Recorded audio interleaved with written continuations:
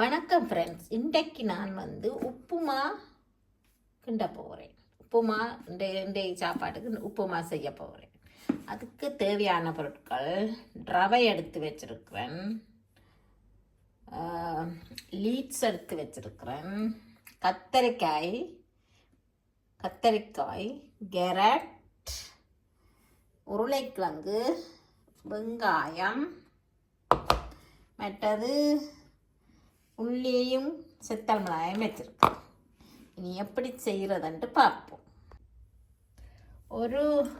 ஒரு முட்டையும் எடுத்து வச்சிருக்கிறேன், அது சொல்ல மறந்துட்டேன். ஒன்றுதான். மற்றது நீ எல்லாம் பொரிக்க வேணும், ரவை வறுக்க வேணும், அது பார்ப்போம்.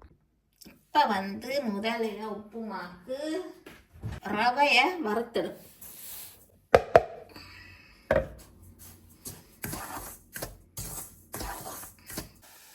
இப்போ வேறுங்கோ ரவை நல்லா சுடுவது வறுவட்டட்டு இவ்வளோ வறுத்தா காணும். கை துடைக்க சுடுவதான்ட்டு இந்த சட்டியோட வச்சா அந்த சட்டி சூட்டிலே கொஞ்சம் இதாண்டு போடும்.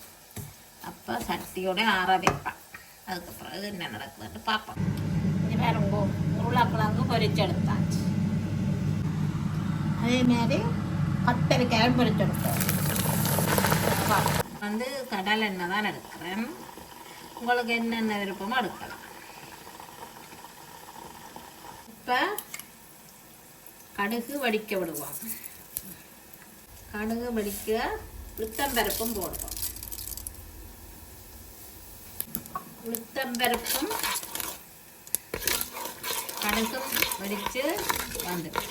இப்போ நாங்கள் வெட்டி வச்ச செத்தல் மிளகாயை உள்ளியையும் போட்டு வரோம். உள்ளி வாசமாக வரும். முதல்ல வெங்காயத்தோட போட்டால் அந்த உள்ளி பச்சை மணம் இருக்குது. இதோட போட்டு உள்ளி பொரிஞ்ச அப்புறம் இதெண்டால் நல்ல ஒரு வாசம் வரும். உப்புமாவும் நல்ல வாசனையாயிரும். உள்ளி பொரியட்டும் பார்ப்போம். இப்போ உள்ளி பொரிஞ்சு நல்ல ஒரு வாசனை வரைக்க வெங்காயத்தை போடுவோம். வெங்காயத்தை போடுவோம்.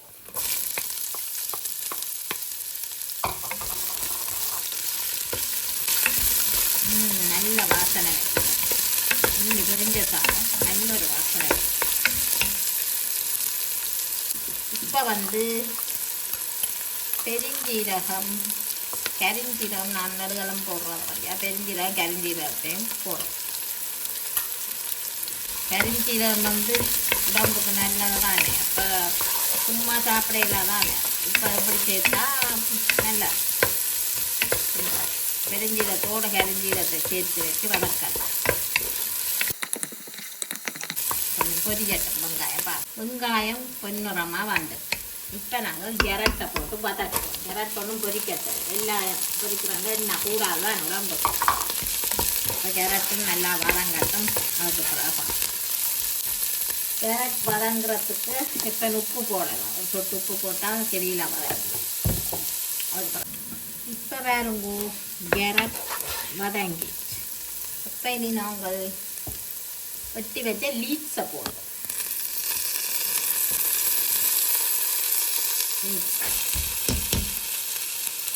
லீட்ஸும் இனி நல்லா வதங்கினா இப்போ ஒரு முட்டையையும் அடித்து ஊற்றிட்டு வரும். ஒரு கிணக்க வந்தால் டேஸ்ட் இருக்கா. ஒரு முட்டை காணும். ஒரு இந்த சைட்டில் அவர் எப்படி வறுத்து போட்டு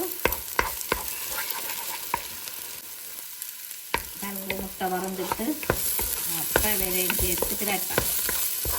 இதுக்கு இனி பொரிச்சு வச்ச உருளைக்கிழங்கு கத்தரிக்காயும் போடும். பேப்பரில் எண்ணெய் இழுக்க வச்சேன்னா அப்போ அதையும் போடும். போட்டுட்டு பிரட்டி போட்டு நான் 1 கப் ரவைக்கு 2 கப் தண்ணி விட்டேன். இதால் 1 கப் அரைவாசிக்கு ரவை எடுத்தேன்னா அப்போ இதால் முழுசாக தண்ணி விட்டேன். பாருங்க, இதால் முழுவான தண்ணி விட்டேன். இப்போ இனி உப்பு போடுவோம். அளவா உப்பு கொஞ்சம் கரிக்கிற மாதிரி இருக்கணும். அப்போ தான் ரவையை போடைக்க அது கணக்காக வரும்.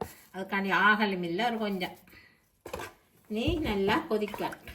இப்போ இதுக்கு ஒரு சொட்டு மஞ்சளும் போடுங்க. அப்போ தான் அந்த கொஞ்சம் உப்புமா வடிவான கலருக்கு வேறு. கொதிச்சா அப்புறம் உப்பு கரைஞ்சி உப்பெல்லாம் பார்த்துட்டு பார்ப்போம் என்ன செய்ய போகணும். கொதிக்கட்டும். பாருங்கோ நல்லா தண்ணி கொதிச்சுட்டு இனி ரவையை போட்டுட்டு நன்றாக கிளறலாம். கட்டி பிடிக்க முன்னம் கிளற வேணும் வடிவா. இப்படி வந்த உடனே அடுப்பை நல்லா குறைச்சி விட்டுட்டு நல்லா குறைக்கணும். குறைச்சிட்டு ஒருக்கா மூடி விடுவோம். அப்போ அதில் அவிஞ்சு மூடிடும். அப்புறம் பார்ப்போம். இப்போ ஒருக்கா திறந்து பார்ப்போம். திறந்து கிளற வேணும். அப்போ தான் பூ மாதிரி வரும்.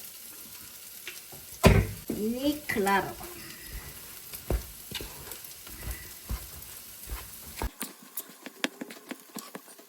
அவியலையண்டா இன்னொருக்கா மூடி விட்டால் அதை அடுப்பை குறைச்சிட்டு நீங்கள் மூடி விட்டால் அதை அவிஞ்சிடும்.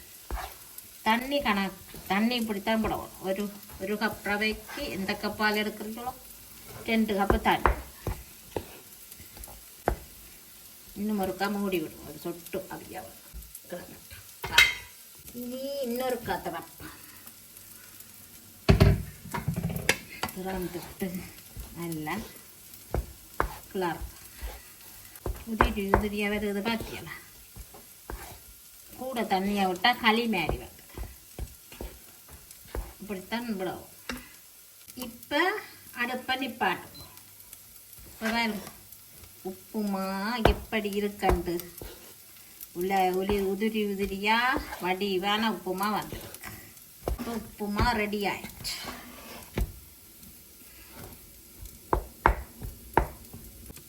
இப்போ உப்புமா ரெடி ஆயிட்டு பார்த்தீங்களோ அப்படி உளுந்து வருதாண்டு. பரிமாறைக்க காட்டுறேன். உப்பு காணுமா பார்ப்பேன். உப்பு காணும் எல்லாம் காணும். நல்ல வடிவாக இருந்திருக்கு உப்புமா. உப்புமா எப்படி இருக்கு பார்த்தியா? அப்படி உளிர்ந்து வருது.